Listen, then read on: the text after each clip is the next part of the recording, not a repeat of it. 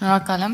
պարոն Մկրտչյան, իրապես կարևոր օրենքի նախագիծ եք ներկայացնում։ Ես ուզում եի ուղղակի հստակեցնենք, մենք այս պահի դրությամբ ինչպիսի վերաբերմունք ունենք թափոնների նկատմամբ, այսինքն կոնկրետ մեր թափոններից որ մասն են ենթարկվում վերամշակման, եւ որ ինչքան մասով ենք վերամշակում մեր թափոնները եւ առանձին հարցով ուզում եմ անդրադառնալ նաեւ վտանգավորություն ունեցող թափոններին, մենք ինչքանով ենք կոմպենսացնում այդ վտանգավորության աստիճանը այս պահին։ Շնորհակալություն Տիկին Ղազարյան,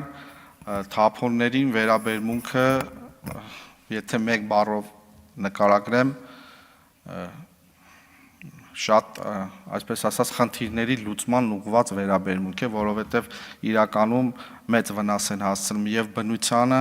եւ վտանգ են ներկայացնում հանրության համար։ Ունենք վտանգավոր թափոնների գործածության 10 տեսակ, որոնց հետ տարբեր գործողություններ իրականացնելը հավաքում, փոխադրում, պահում, մշակում, վերամշակում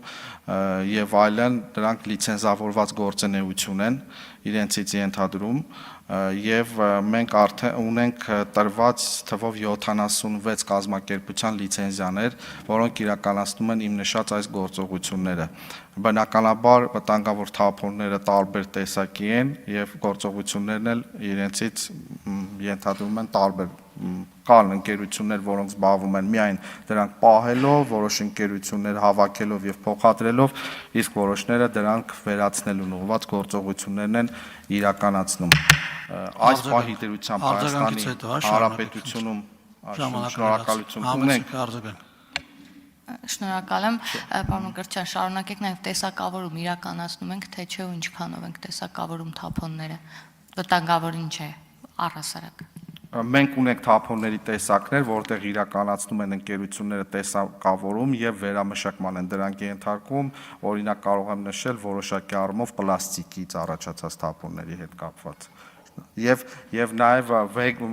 բանի հետ էլեկտրատեխնիկայի վաճառքով զբաղվող ընկերությունների հետ ծրագիր ենք իրականացնում, որ փոքր էլեկտրական մարտկոցների հավաքման ու վերամշակման հետ կապված աշխատանքներ նույնպես իրականացում են, կան նման տեսակներ։ Չմոռանաք հավանել տեսանյութը եւ բաժանորդագրվել Civic AM-ի YouTube-յան էջին։